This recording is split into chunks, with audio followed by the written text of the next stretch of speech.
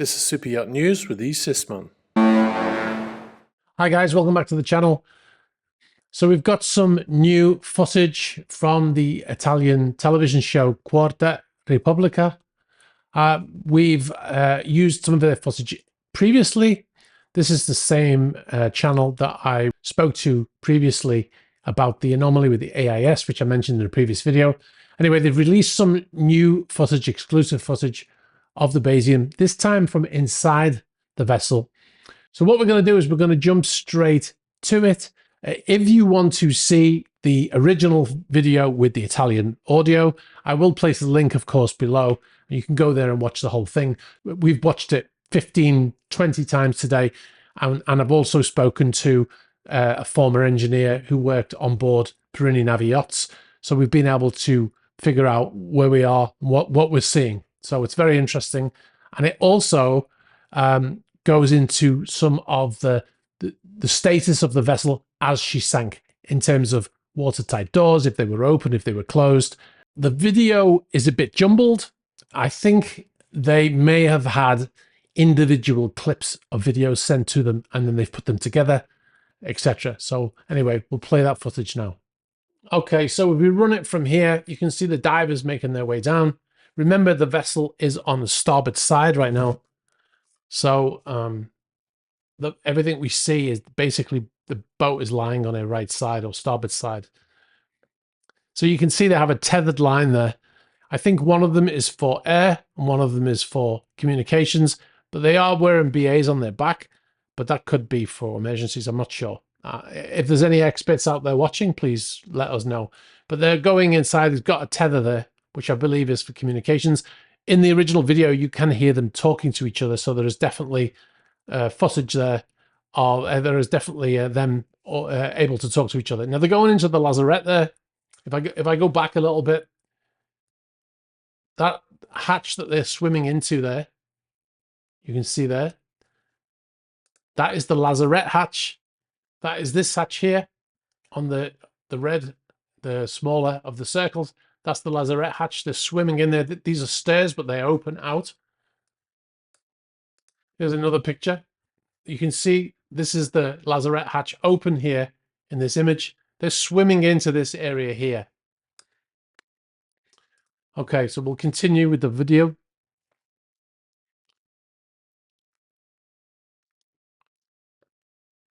Now, it's very dark inside, which sort of suggests that the shell door is closed, but it's quite dark down there, almost 50 meters. So that the only light that we're seeing might be from the light that the guy filming is using. So I'm not, it's not, it's not conclusive. Now they go inside the vessel there, and then the video switches to this footage here where they're trying to open what appears to be a door. It looks like a fire locker of some sort. This sign up here is a fire sign, which appears to suggest it has inside a fire hose, but they could be using it for other things, storage, and there might be a server or something inside of there that they're trying to get access to.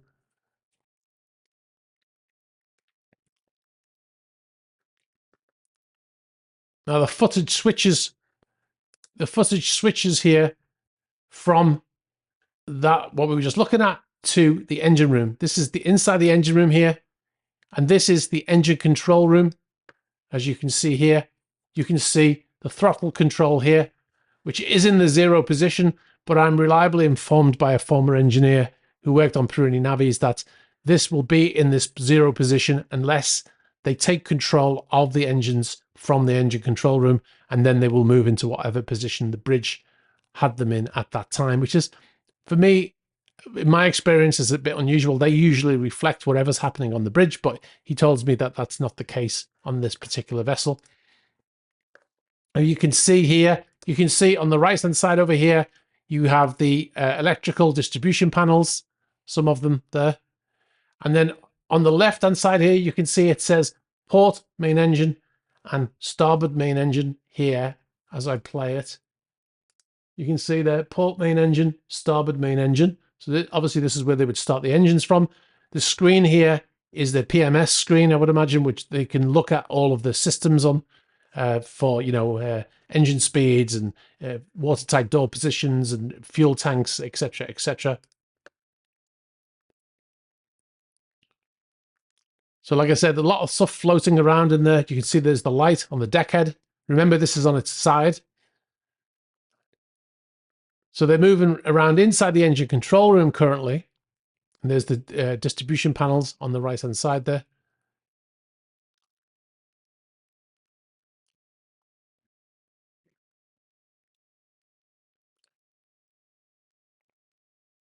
They seem to find some electrical device there that they're playing with, shining a light on it.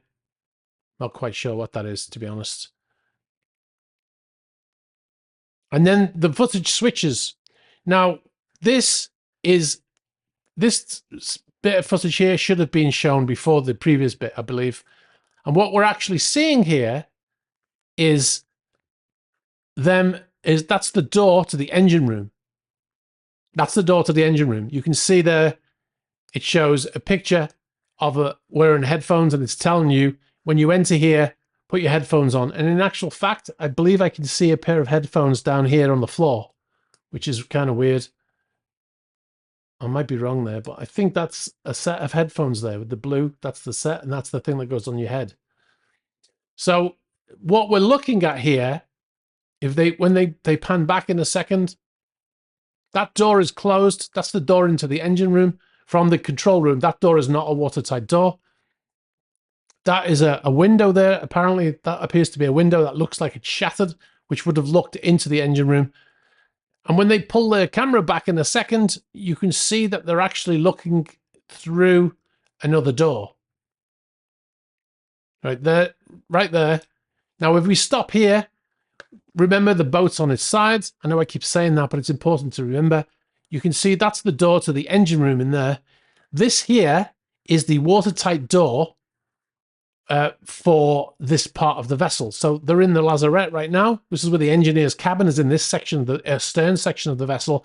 And what they're actually doing right here is they're trying to wedge open the watertight door. They've got a jack that they turn, and they're putting blocks of wood in there and using this jack here with a handle on it to actually force the watertight door open, which tells us that the watertight door was in the closed position. I'm just going to go back there and show you that again in case you missed it. So you can see here, you can see the jack. You can see there's two pieces of wood here, and there's a jack here, and it's pressed up against this door. And what they're doing there is they're using that to wedge the door open. And each time the jack gets to its maximum open section, they add a block of wood, and then they start jacking it again. And that way they can get the door open far enough so they can go inside.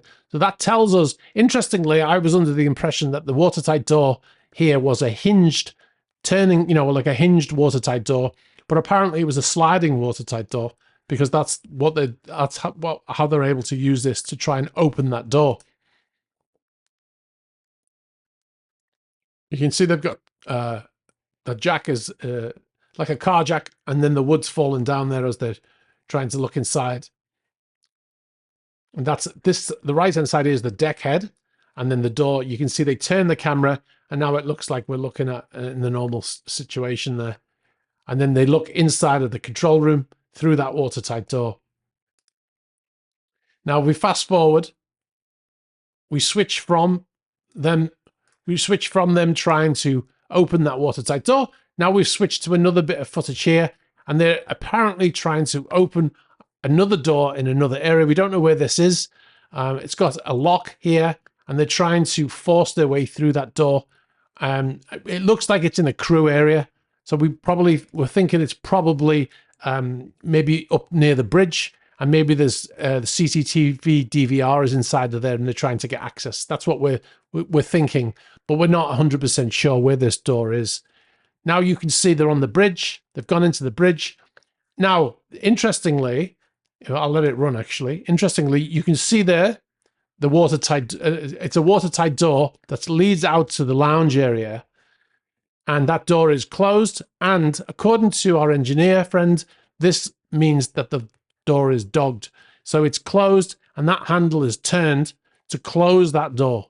So the door hinges here, and the door opens out to the left. So the door could be closed even if it wasn't dogged. You know, it could just because of the gravity.